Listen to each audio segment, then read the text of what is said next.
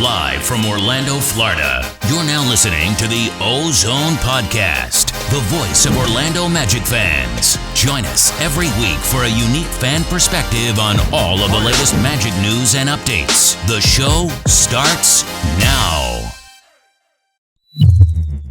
What's up, Magic fans? Welcome back to another episode of the OZone Podcast, brought to you by DraftKings and part of the Basketball Podcast Network. We are your host, Al, myself, Anthony. Today is Friday, October 14th, and we are just 4 games down into our preseason. We're edging closer and closer to finally arriving at the regular season. What's going on, Al? What's going on, man? What's up, bro? So in today's episode, we are going to talk about so far the last 4 games, primarily focusing around that really big, massive Memphis Grizzlies win. But before we get into that, I want to touch base on some of the comments that came out of the Ringer and their rankings in regards to the top young cores in the NBA. And we'll talk about where the Orlando Magic fell there. We'll also talk about some of the ESPN's ranking of their prediction for the Orlando Magic. And then we're going to start off with talking about the leak.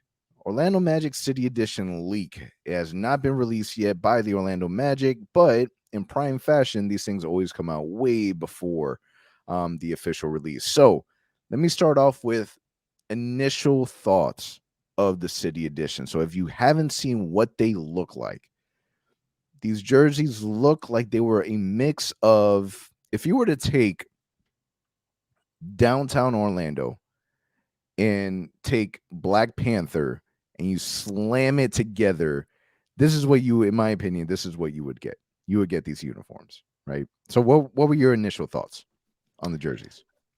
They're not bad, I guess. We've been preaching and wanting the Magic to do something different for a while. That's been our thing, like switch it up. We don't want orange. That has been said multiple times.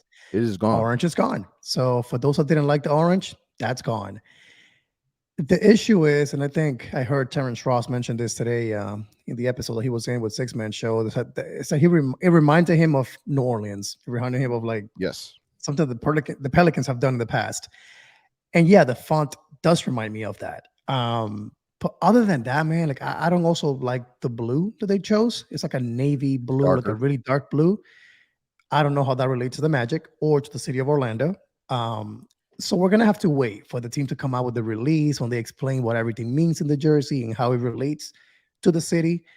But my take is it looks better on, because we saw somebody did a graphic of Paolo Banchero with the jersey on. And I'm like, actually, doesn't look that bad. But I will also say on that graphic, the font, the Orlando name was a lot bigger than it was on the jersey. Crazy the difference that does. Yeah. So if they have it with the larger font, it will definitely look nicer. What we saw as the leak, the font, the wording of Orlando was very small. So if they can fix that before they release it, I may be okay with it. But just a lot of confusion on my end. Like I don't know what the colors mean. I don't know why that font, although we know it's related to downtown Orlando. But what about you? What were your thoughts on the leak? So initially when I first saw it, it confirmed we knew we weren't getting orange this time around. We knew that the Magic were done with it and we're kind of moving forward. I think the leak did absolutely no justice to these jerseys. I will say that the leak was a massive upgrade than like the NBA 2K leak said that we normally end up finding out what the jerseys end up looking like from. But it didn't no justice. Yes, it looks like a little bit of the New Orleans theme in the front. I think I saw Steven from the Close Up Magic that he's one of the first ones that also said it. I thought it as well.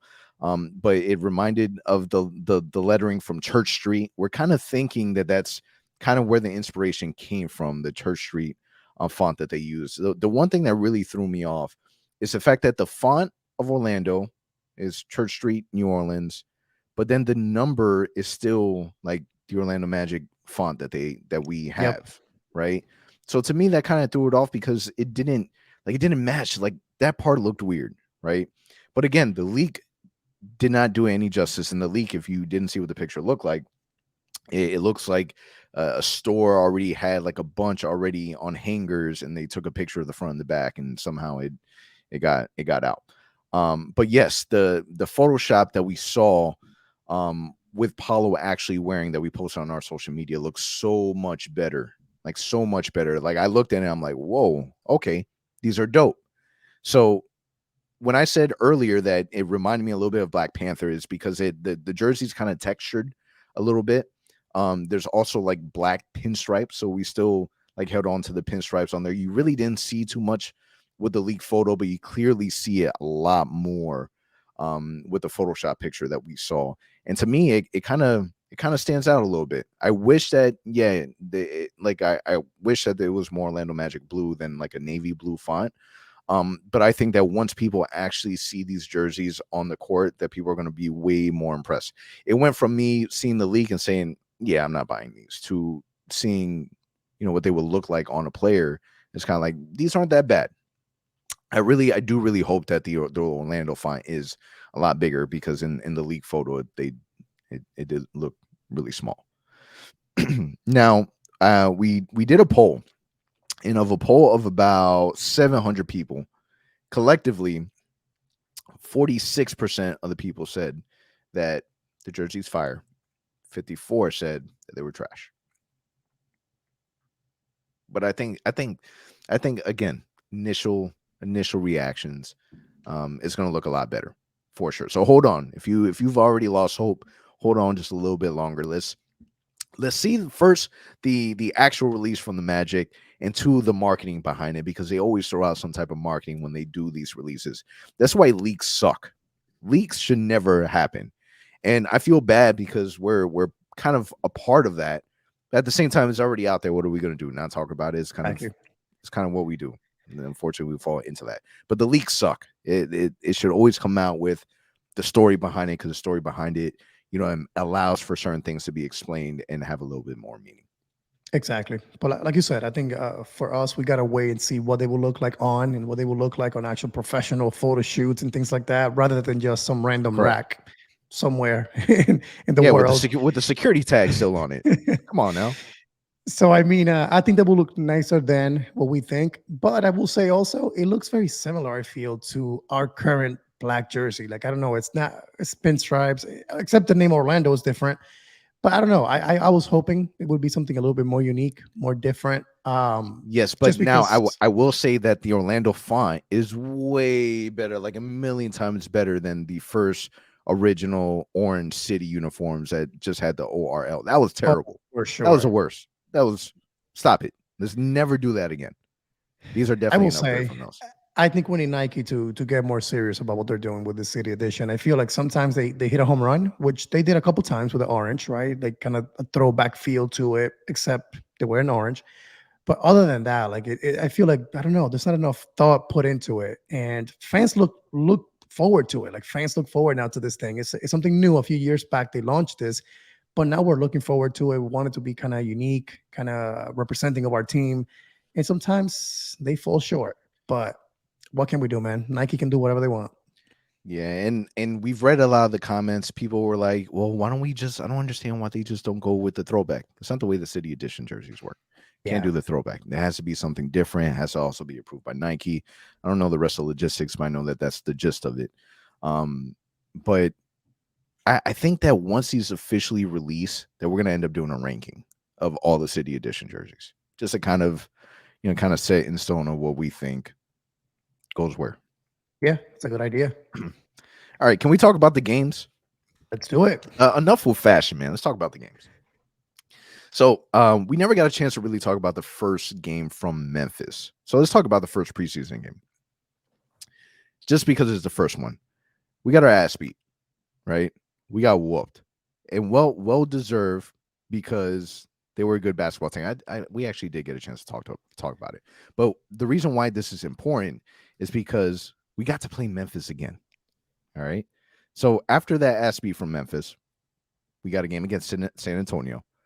We won 102-99. Really good game from Wendell Carter, scored 20 and 10. Franz debut after not having him the first game against Memphis. He dropped 12 points, 3 assists, and 2 rebounds. Followed by the next stop in Texas against Dallas. 118-105. Is that 118 or 105? excuse me, 110 to 105. I'm blind. 110 to 105. This is where we got a really good look at Luka. One of the things that really pissed me off about that game is that Luka looked like he was having way too much fun. Yes, he did. Like everything that he was doing, there was like a grin, like a crappy grin. And that's exactly what you want out of your star player, but I hated seeing it. Like to him, everything was a toy. The crazy passes that he was doing, it was driving me crazy. But Banchero had a really, really solid game, 19 points, 5 rebounds. Terrence Ross was 16 points, 5 rebounds. And the Magic came back from a 21-point deficit. So it was really fun to watch the team kind of fight back and be able to get that win against Dallas. And then the home opener for the preseason, the first Magic game of the season at Amway, was we got a chance to be able to kind of go back at Memphis. Like, all right, y'all whooped our ass, and we didn't have Franz. All right, it's gonna be different because now we have Franz, and man, it really was different. Like Franz you can tell that everything clicks so much better with Franz. Franz is clearly the glue of this basketball team. Ended the game with 14 points, 9 rebounds, 8 assists, but really made some really big plays down the stretch. Paulo had another solid game, 17 points, 9 rebounds, and 2 assists. Wendell is a monster. We're talking about a 3-headed monster with Wendell, Franz, and Paulo. Wendell had a really strong game, 18.7 rebounds, 6 assists. Terrence Ross had a strong game. And then we saw some life coming from Bobo. Like, yes, we did. It's one thing to be winning. It's another thing for everything to be clicking. But the fact that you had a player that really looked throughout the stretch that he was scared to shoot the ball, that was really second guessing everything. He really got some confidence under his belt. But what were some of the major things that you took away from that game and from what we've seen so far in the preseason? I mean, the one thing that comes to mind right away is the fight in this team, which we were known for that last year too. Like we would fall down 18, 20 points, and some way, somehow, the fourth quarter would come and we'll be trailing by 5. And we actually made it interesting. And many nights, unfortunately, last season, we would end up losing those games, but they were fun to watch. This year, San Antonio and Dallas were games where the starters kind of were not up to par. Big leads kind of escalated against San Antonio and against Dallas. But the bench and the third stringers fought hard. They came back and they helped us stay in the game and also actually come into the fourth quarter and win those games. Mo Wagner was huge against Dallas. I remember saying, like, this kid's going to get rotation minutes because he's playing hard. You already know it. And he's earning it, right? That's what he does. And then you talk about Memphis. Got the chance to attend that game in person. I think I tweeted a few times on our HQ account how electric that arena was. And to be a preseason game, like my wife kept looking at me like, why are people caring so much? Because she now understands the whole point that these are just practice games. And she's like, why are people so excited? The arena was, I wouldn't say completely sold out, but I would say maybe 85% sold out, which for a preseason game is a lot. Paulo effect. But not only that, it's a Tuesday night. Kids are going to school. Usually in Orlando, that means that the arena would not be as full. The crowd was electric. We heard about it from Dante. The players talked about it. So it wasn't just me imagining these things. But yeah, man, it was a fun game to be a part of. The team played so hard. That first quarter had to be one of the best quarters the team has played since the rebuild kind of started. They just came out on fire. And a big reason why was Paulo. Like he kept demanding the ball. He kept attacking the rim. He was making shots. He was going to the basket. He was hitting threes. And I think you tweeted this asking, how do you want it? And that became a thing for me now. Like I'm putting the hashtag now, like, how do you want it with Paulo? Because he is showing that strength that he showed at Duke of getting it done any way that you want. He can score inside, mid-range, outside. And it was fun to watch. But the man of the night, in my opinion, was Franz. This kid showed again his potential. So he got the chance to run point guard quite a few. He was a small forward, but kept bringing the ball up. Point Franz is real, man. And he showed it. This kid is composed.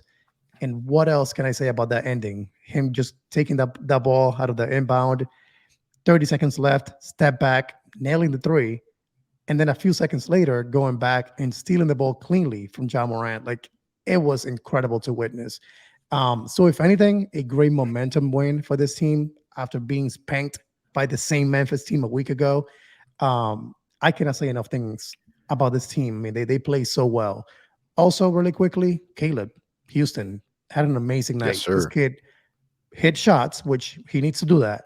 But more than that, he rebounded the ball well, made all the little plays in the third quarter to keep us in, with possession of the ball. So very impressed with what he showed. Being a rookie that we were not expecting much out of, wouldn't be surprised if this is earning him some minutes on some games when, hey, somebody's in foul trouble. You can depend on him. What I loved about the game the most is the fact that they really like. It's not that the Magic were winning and John Morant wasn't playing any. He was on the floor. Like they were playing their starters. Their starters played like 30 plus minutes. Like this was a fight. It was about, you forgot that was a preseason game. Why is the arena so packed Tuesday night on a preseason? Why? That shouldn't happen, but it did happen. Paulo has that effect. But the way that people were reacting at the game, you were live. I was watching from home. You can still feel the energy. Like this is a reminder that, all right, this is what we need to be able to play on a consistent level, and they have the ability to be able to do that. My only ask ever about any of our basketball teams was I want our team to be respected. That's all I can ever ask for, right? Memphis whooped our ass their first preseason game, and I'm sure that they came into Orlando like, it's a preseason game. It's going to be easy. Forget the Magic, right? This is going to be walk in the park. And they got here, first quarter, we punched them in the mouth. They got smacked. And it's a reminder now that now Memphis is leaving, one of the best teams in the NBA, one of the best young cores in the NBA. They left Orlando knowing that the next time that they come to Orlando, next time that they play Orlando, that, damn, we need to be on our A game, because if we're not hitting on all cylinders, it's going to be a problem. Because that game that they played, they were playing. They weren't holding back. They were not trying. They were trying. They were playing. The coach was coaching, and they still couldn't get it done. Franz, man, how I don't get it. 21 years old. How is this kid 21 years old? How? It is insane. The maturity of basketball that he plays, to the IQ that he plays, the fact that he's literally able to do everything on the court is still unbelievable. It's a crazy way to kind of like think back and remember, like, damn, like last year we were legit saying, how I can't believe the Magic just did that, bro. There was this player available. There was that player available. Why do we always do this to ourselves? And right now it's looking like Franz is easily the best player on the team. Easily, by far. I mean, think about it. If you were to tell me that, hey, draft night, 18 months from now, you're going to have Jalen Suggs barely playing, injured, and Franz will be now considered probably the best player in the squad. How likely will that be? I would have laughed at you and be like, I don't know, very unlikely. And I mean, this kid has turned out to be probably our best draft pick in recent memory. I mean, yeah, since we drafted J.I., Mo Bamba, like you can go through the list. He's the best one so far. That's impressive. Maybe Paolo takes the cake. Let's see how he does. But I mean, this kid, like you said, the maturity level, he can do it all. Like that's not a thing that he's bad at. If you think about it, he can shoot, he can defend, he can dribble, he can score inside. He's only, like I said, 20 years old, 6'10", 6'11". It's impressive. Now, I wanna touch base a little bit more, because I don't want this to go unnoticed. I know if you're not a fan, that you're not gonna like what I'm about to say. But I feel like Bobo deserves a little more attention. Like a little bit more, for a couple reasons. One, he had a solid game. So what's crazy is that you have other players that have solid games, right? Caleb Houston had a solid game. Terrence Ross had a solid game. Bobo went viral, right? Trending immediately. We talked about this a few episodes back, that he has that factor that people want to see him succeed, and when he does well, people want to talk about it, right? He was really active, like really, really active, and he was talking about in his post interview that the team they instill that confidence in him, and I feel like we were really able to finally see that. because the team was always talking about he's able to do this and he does that. And we didn't get a chance to really see that. We got a chance to see it against Memphis. That shot that he had, that corner three, is a reminder like, dude, nobody is going to block you. You shoot that. Like, we want you to shoot it. No one's going to be upset that you shoot and you miss it. We just want to see more of it. And it's like, dude, what if this dude really, really, really finds a way to crack the rotation? We joked about it before, right? Like, yeah, he's gonna be on there. Yeah, why not? What's the worst that can happen? But what if he really does? This is preseason. But what gives me optimism is the fact that this was a different type of preseason game. And if he's able to get on the floor and make an impact, I don't care about the stats, man. I don't care if he averages 5 points a game. If he's able to get on the court and make a immediate impact, it's going to be the way that this dude is able to really find a home here. And I think that we might be on the way to that. I mean, like you said, he's instantly become a fan favorite. I mean, from the point that he checks into the game to the point that he's just doing little things out there, rebounding, blocking a shot, shooting a three. Fans care. You can feel the excitement in the arena when he has the ball. And it's the same thing in social media. I mean, I remember the days when he was with the Nuggets, and I would see all these highlights being posted by all these social media accounts like about Ball, who just scored, I don't know, 12 points, 5 rebounds, but just the way that he does it, so unique, right? He's a 7 foot, well, what is he, 7'2", playing like a guard.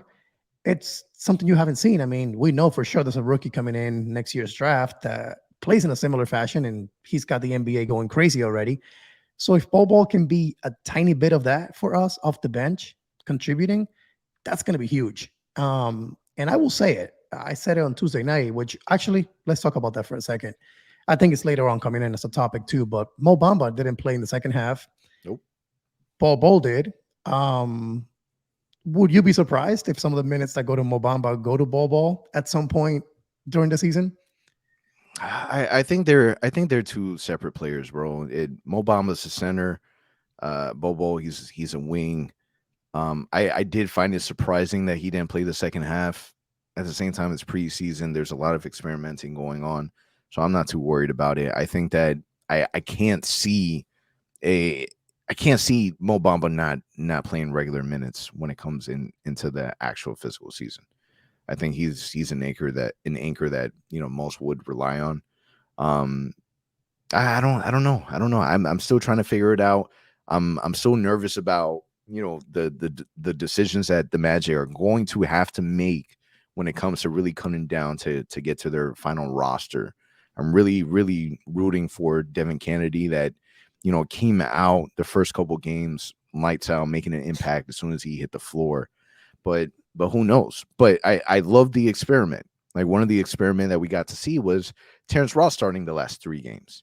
Against the Dallas game, Jalen Suggs suffered, left knee capsule sprain and bone bruise that occurred from what looked like a hyperextension from a push from Spencer Dinwiddie, right? So, Jalen Suggs, it was reported that, he was able to participate like towards the end of practice with some shooting drills. So we don't know how long or how far out he's going to be.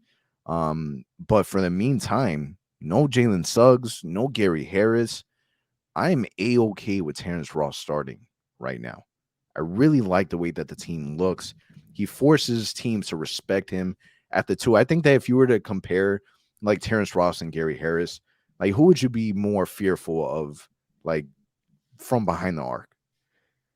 I think on the offensive end, I would be more fearful of Terrence Ross. I think he can do more. He's more dynamic, and he can also do more things. He can shoot a 3, but he can also pump fake, go to the basket, and just dunk on someone. That's just what he does. But I will say Gary Harris gives you that presence on both ends. He can shoot a 3, but he can also guard the best guard on the other team and do it really well. So I think you've been calling this all along. I think once Harris comes back, if he is healthy and ready to go, I think he is the starter. If we're trying to win, I'm going to keep emphasizing that, because if the Magic are trying to be just another developmental year, let's see how the young guys develop and this and that, we may not see him starting. But if they're really trying to go for the play-in tournament, they're trying to really make the playoffs, you got to start Gary Harris or maybe even Terrence Ross, because they make those other starters, so Wendell, um, Franz, Paulo, way better because the defense has to stay honest and guard those guys. Jalen Suggs, as much as I love him, not so much. Well, so what I love, like Terrence Ross has to be like mad hyped about Paolo Banchero, just because Paolo is not afraid to bang down below. Like he's not afraid to body people up and really like be offensively aggressive in the paint, and that's only gonna collapse the defense and allow for way more open looks from behind the arc. And if you have Terrence Ross, like imagine Paolo like grabbing a rebound like he did in Memphis, backing it down, and then he sees a Terrence Ross in the corner of the eye. We already know that he's a great playmaker, so he's going to be able to find a way to get the ball to him. But you like you have Franz on the wing, Terrence Ross on the wing. So you have so many lethal options, and the Magic have size. Someone had pointed out on social media, and I can't remember who it was, but they were showing a play of Wendell Carter and Paolo Banchero doing a pick and roll, and they were able to like penetrate it and then dish the ball out to Franz Wagner. And you got so many different sizes out there that it's going to really make these mismatches so difficult for these teams to be able to operate on both ends, on offense and defense, that it's a reminder that people are going to have to take us serious. Well, I don't care about, like, right now I'm not worried about our record, but what I am expecting is for the Magic to be able to go out there and fight and force teams like, dude, if y'all aren't on your A game, this is a team that can really do damage, and you got to respect them. 100%. And I mean, very quickly back to the Mo Bamba thing. I think what to keep an eye on is the fact that Mosley has said multiple times, accountability is a thing this year with the team. If you keep making the same mistakes, we're going to hold you accountable. And I think just connecting it to the Terrence Ross situation, Ross seems happy. Ross is being productive. He's being efficient. So why mess with that? In the last 3 games that he has started, we've won those 3 games. I know it's preseason, but the team looks good. A win's a win. And let me ask you this question. So with that being said, so Mosley's big on accountability. Ross is doing well. Do you expect Terrence Ross to be the starter opening night Wednesday coming up here against Detroit? Do you think he is going to be that shooting guard for the Magic? Yes. I think so too. I mean, I don't see why you would mess around with that. Keep it going. You experimented in preseason. The experiment was a success. Exactly. I think we got used to, like, right now with so many injuries, like Terrence Ross has to be your guy. And we got used to like having him as your microwave coming from off the bench, but he's a baller, man. You put him, you know what to expect. The starting unit, they're gonna need a veteran in there as well to be able to help and support. And I couldn't think of a better person. Terrence Ross needs to start at that 2 spot. So what do you say to those people that say that actually starting Terrence Ross is a tanking move? I saw it on Twitter today. I don't know who said it, and I'm like, what? Like, how does that connect? I don't make sense of that comment, just because, again, he allows Franz to create more, Paolo to create more. And to your point earlier, 4th quarter against Memphis, they were making a comeback, and actually, I believe it was tied or they were ahead at this point. You had Paolo backing down a smaller defender. He spotted Terrence Ross in the wing. Quick little pass. Terrence Ross ended up getting fouled on a 3-point attempt. That gave us a lead again. To your point, those are the type of things that the defense has to stay honest. They got to guard him. They got to guard him face to face. They cannot just say, oh, Ross is over there. Okay, let me just forget about him for a second. You got to guard him. I cannot think of anyone else on this team. Maybe Gary Harris when he's healthy, that can provide that to the young guys. The young guys need that guy that can draw the defense and create some sort of spacing for them. So, like you, I agree. I think he will be the starter come opening night at the 2. Okay, so let's say that you don't start Terrence Ross. So play devil's advocate. You're going to start R.J. Hampton. You're going to move Franz to the 2, and then bring Paolo to the 3, and then Mo Bamba to the 4. No, that to me it doesn't make sense. Okay, let's say that you go that route. Terrence Ross is coming in at the 10-minute mark. Like, only a couple minutes are going to go by before you bring him back in. So it doesn't make sense. I was going to say the other thing who said it? I have no idea. I read it this morning. You remember? No, I really read it this morning, getting ready for work, and I have no idea. But let me say this. That's another thing. You may see Terrence Ross starting, right? And then he comes out at the 7-minute mark to be ready to play with the bench unit. So again, tomorrow, mostly said today in his conference with the media, that tomorrow will give him a little more of a look as to what he's trying to do during the season. So let's see what tomorrow's rotations. Actually, we're recording Thursday, Friday going live. Tonight's game against the Cavs, we'll see more of a look of what the rotation may look like. But I wouldn't be surprised if you see Ross starting. We flip it some way, somehow. Maybe Franz goes to the 2, whatever it may be. So Ross can be a part of the second unit as well. Remember, starting doesn't mean anything in the NBA these days. It just means that you're there for tip-off. Other than that, rotations will change and the coach will do what they want to do. So we'll see how it all plays out. Yeah, so just to kind of mention it real quick, Magic did do some transactional things throughout the last couple days. Magic signed Alex Morales and Jay Scrubb. Magic signed Drake Jeffries and waived Alex Morales. Magic waived Drake Jeffries and signed Simi Shittu. I don't know, man. I can't keep track. I couldn't even tell you anything about these players. I think they're good, but they're not staying on. I don't have an explanation. I have no idea. To me, it doesn't make sense. It doesn't make sense at all, but we're going to fastly pass through that. So kind of leads me into the next part of our conversation. So the Ringer released an article ranking the best young cores in the NBA. And the Magic, drumroll, ranked 4th. We were ranked impressive. 4th. That's impressive. 4th. We got recognition. Like I don't know what to do. Should I do a cartwheel? Is someone going to give me a sticker? Like we got recognition, national media recognition. The Magic were ranked 4th behind only Memphis, Cleveland, and Dallas. I have a question. Why is Dallas on that list? I get Luka. Don't understand. I get Luka. I get. But who else? Let me take a look at Dallas's. So I got it. I got it pulled up. I'm looking at Jaden Hardy, 20 years old. Oh, okay. He may be good. Josh Green, 21. Luka, 23. And then the next youngest after that is Frank. Yeah, I don't see it. Like anything after that is older guys. Like I get that Luka is good enough to where, all right, he's the core. Like he's the core. Right? Anyone else that you add next to him is a bonus. I get that, but I don't see it. Like, because to me, if you look at like the Cavs, if you look at the Grizzlies, which were the other teams that were ranked 1 and 2, they're filled with young talent. So I get why they will be one of the best young cores in the NBA. Where was Houston? Where was Houston ranked? I gotta pull it up. I don't have pulled up the article in front of me. I can get it real quick while we talk about it a little more, but. Dallas, again, didn't make any sense for me as to why they ranked that high. Again, besides Luka, a bunch of really unproven young guys, not really major potential per se. So I don't understand it. Yeah, it doesn't make sense. But let me not be ungrateful. And we're 4th. I'm over here trying to push us to 3rd. Let me not be ungrateful. We were at least should be 3rd. We should be 3rd. We should be 3rd. Hold on, let me tell you Houston real quick. Houston, 15th. 15th.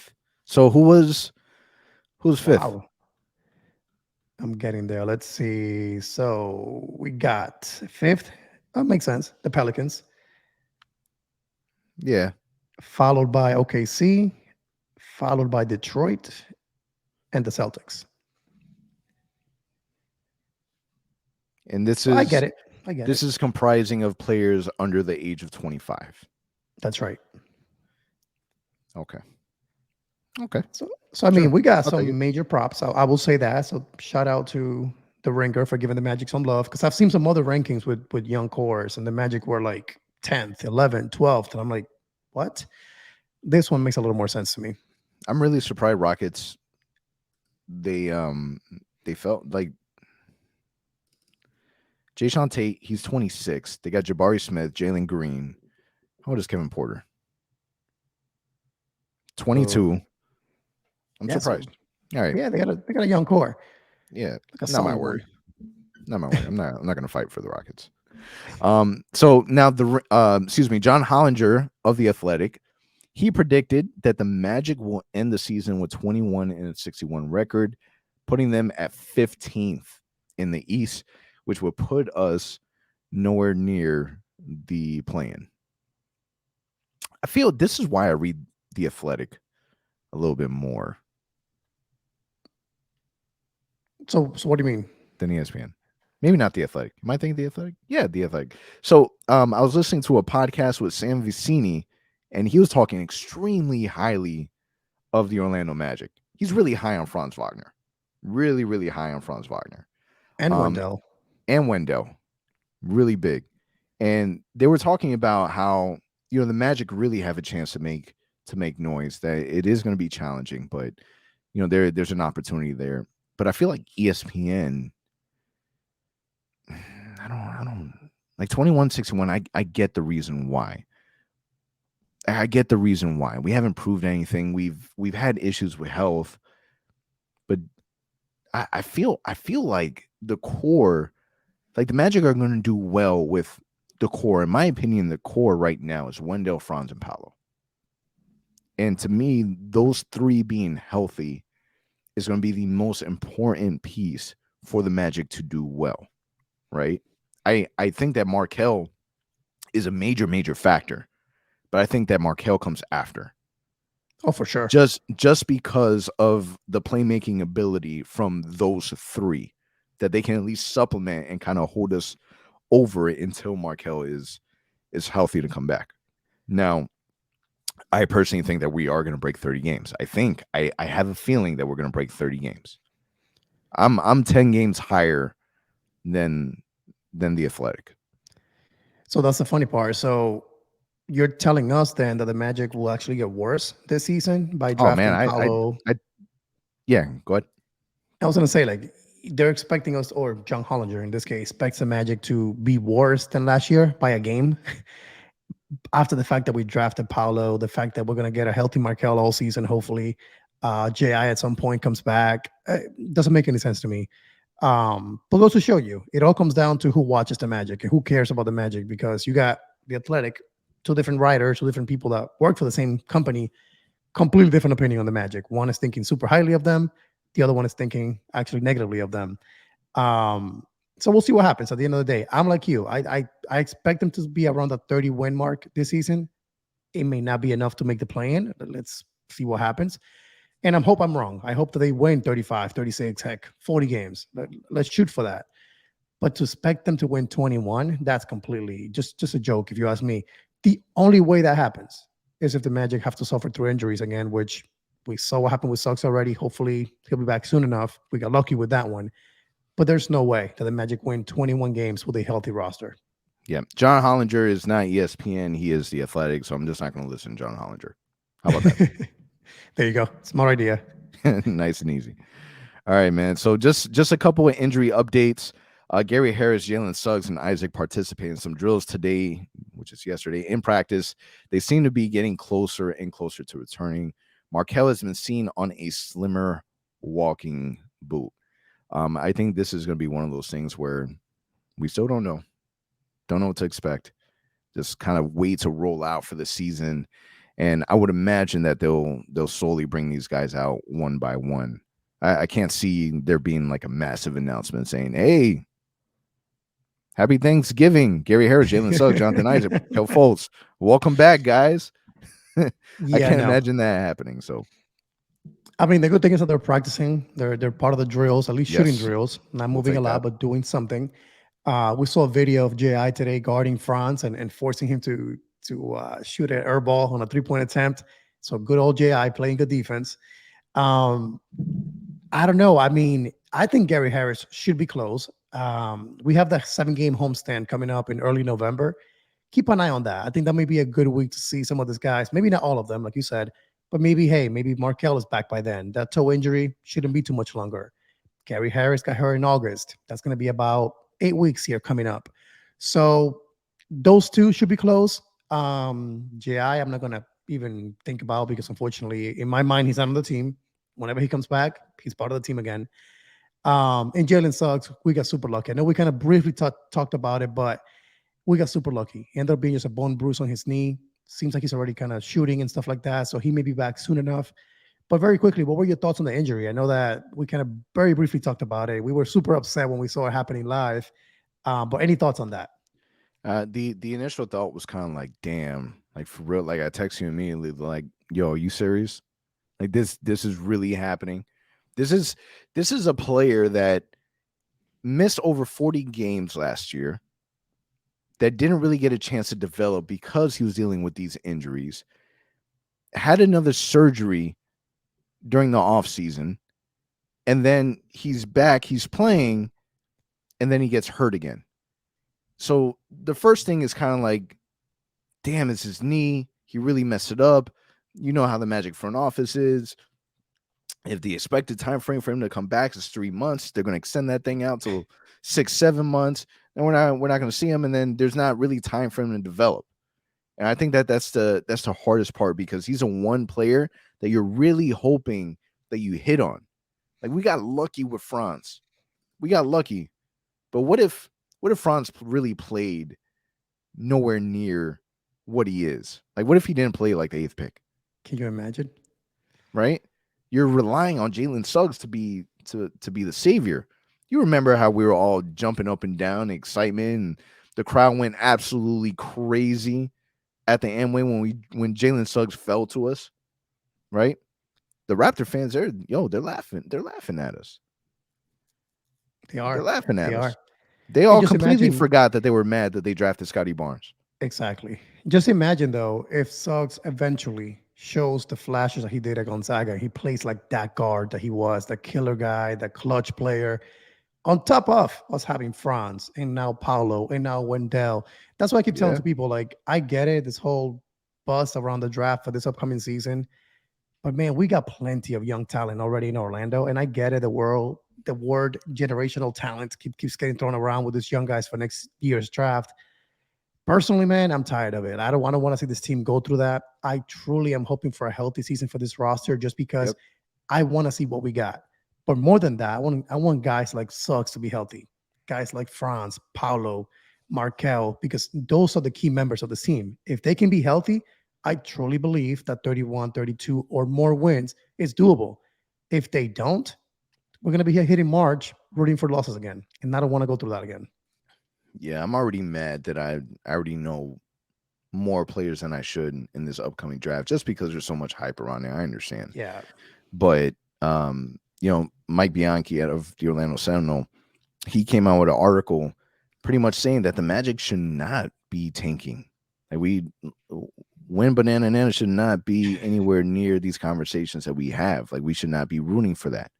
Part of the reason why is that what type of example are you really setting for Paolo Banchero? Like, exactly, you should really be out there going to try and win as many games as possible. Now is the time to be able to create, the bad word that the Magic front office don't like saying, this magical thing called a culture is important, and it's something that you will carry with you. Cole Anthony's already been in it, man. Like, this is his 3rd season. Yep. Like, you want these players to have that sense of pride, and we don't want to take that away from them. And not only that, but Coach Mosley too. It's unfair to him to be like, all right, so come year 4 of his contract, it's coming up. Oh, by the way, you only won 20 games. You're not good enough. We got to let you go. No, give this guy a fair chance. Allow him to work. We saw against Memphis how amazing that offense looked. Like, it was fun to watch that game. That's what he's been working on for the last 12, 13 months. So I don't want to waste that. I don't want to see that go to waste, and playing G League guys and signing 3rd stringers to come in and help us lose. That's not the way to do it. And I mean, maybe we win 30 games, and that's good for the 8th worst record in the league. Hey, man, the lottery is insane. Maybe we jump to 1 or 2 with those odds. I'd rather do that than to say, let's be rooting for losses here come March and April, and then we end up dropping to 5th. And then here we go again. We had a chance to land this guy. We tanked again, and now we're drafting some random person that we don't care about. Yeah, and I think that again, kind of going back to that Memphis game, it's it's going to be a reminder for these guys that this is how we know like the level that you guys are able to play. And we kind of want to make sure that we're doing these experiments of putting Franz at the point, putting in Bobo, like we're messing around with these lineups, and we know that once it's game time, the goal is to try to win as many games as possible. Some of the comments that we got from our mailbag that we did. This one coming from Tim Geist 13 saying, "I'm wondering if it means anything that Mo was benched in the second half versus Memphis." Pino Boppy 89 said, "Looking nice. I've said dynamic front court about 5 times watching these games." And then Brandon MF Dennis said 2 words, Bobo. So a lot of excitement that happened during these preseason games. And, coming up this week ahead, we have, Friday night tonight, the final preseason game against Cleveland. And then that's it, man. Wednesday, season opener against Detroit. And I like the fact that we're playing against Detroit. I like that that's the opening game. And it's going to be in Detroit. But it's the fact that you're going to be able to see Paolo Banchero, the number 1 pick in this year's NBA draft, up against Cade Cunningham, the number 1 pick of last year's draft. If you were to switch it, if you were to have the option of having the first pick this season or the first pick last season, someone that wasn't rooting for the Magic to draft Paolo, you were rooting for Jabari. Don't deny it. I remember. I'm holding receipts. What would you have selected? What would you have done? And I know that you would have probably selected Jalen Green, but you don't have Jalen Green as an option. You have Cade Cunningham. It's tough because I think better fit wise, I would have liked one of those guards. And I'm going to go with Cade in this case, right? Because that's what you're giving me as an option. I think Cade would have fit in beautifully in Orlando. And so would have, Jalen Green, just because now you put them next to Franz. And now you got a crazy backcourt with Fultz, Cunningham, and potentially Franz. But we have a crazy front court. That's the thing, we switched. But we've always been a big team. Like we have a 4 that can play, whether it's Wendell, whether it is Jai when he's healthy, whether it's Chuma. I feel like we had some strength and depth already with the bigs. What we've always needed in Orlando, I mean, let's be honest, we've needed this for years and years. And we're hoping Suggs can become that. It's a guard that can go on there and drop 20 points a night easily without too much effort. So for that reason, I would have loved to see us win the lottery last year. I mean, that would have been insane if we would have ended up with, say, Cade and Franz in the same draft. But now that we have Paolo, different position, he can still score and drop 20 a night. I'll take it. So I can give you either one. I'm satisfied either way, but I'm leaning a little bit more towards if it would have been a guard. See, I'm the opposite because the way that I view it is I would have only wanted Cade, like the number 1 pick last season, if we knew what we had in Jonathan Isaac. True. But damn it, having Paolo Banchero is a reminder that Jonathan Isaac is a bonus, and that bonus is coming. We don't know what we're going to get with this bonus. It can be a bonus of $500. It can be a bonus of, $2 million. We don't know, but we're going to find out. Paolo gives us that flexibility that if it's not the Jonathan Isaac that we know, we're going to be okay. And I don't know if I would have had that same feeling, in past seasons. But it's going to be fun. It's going to be really fun. Magic basketball is starting up Wednesday against the Detroit Pistons. And we're going to really see if these predictions of the Magic winning 21-61 are accurate, or the predictions that we believe, because we not only watch every single freaking game, we may or not be biased, but we're going to see if maybe we're the ones that are right. 30 plus games get somewhere close to the play-in. We'll find out. All right, man, that's a wrap for today's episode.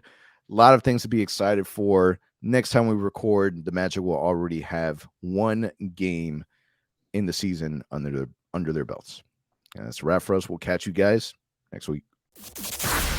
Thank you for listening to the OZone Podcast, the voice of Magic fans. For all the latest Orlando Magic news and updates, follow us on Twitter at the OZone Pod and on Instagram at Orlando Magic HQ. Remember to subscribe and leave a 5-star review on all your favorite podcast listening platforms.